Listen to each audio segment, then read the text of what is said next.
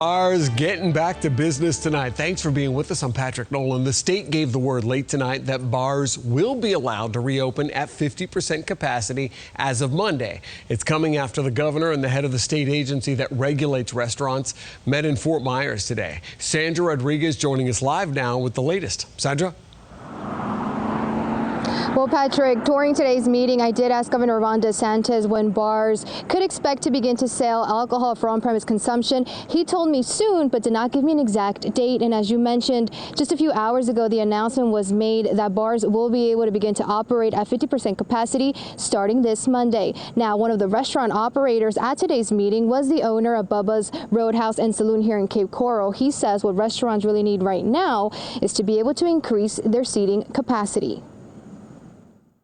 We're not where we want to be with the restaurants. We want to continue to make progress. Today, Governor DeSantis met with restaurant operators in Fort Myers. The meeting centering on how the pandemic has impacted restaurants and what the state should do next moving forward. My goal is every Floridian should be able to go to work. Every business should be able to operate. The biggest request coming from restaurant operators at the meeting was increasing restaurant capacity. I think that's the next logical step, is an increase in capacity, and also to take a look at the 6-foot distancing rule that we're under. Jay Johnson, owner of Bubba's Roadhouse and Saloon in Cape Coral, was one of the restaurant owners at Thursday's meeting. So that we're able to bring all of our employees back and put them back to full-time. DeSantis agreeing, saying he doesn't believe reopening restaurants is a major source for the spread of the virus. You know, the places that closed, restaurants versus didn't, there was no difference. You know, obviously you can get infected in a restaurant just like you can get infected if you're around anywhere.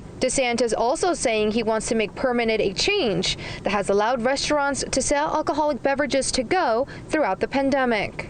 I'm going to keep that in place for as long as the emergency order is in place. But when that emergency order is lifted, then it'll go back to status quo. But I do think that it's been successful, and you know, I would encourage the legislature to just make that permanent. Now, Governor DeSantis did not give an exact time frame on when restaurants can anticipate to see that capacity increase, but he says the state is working towards that.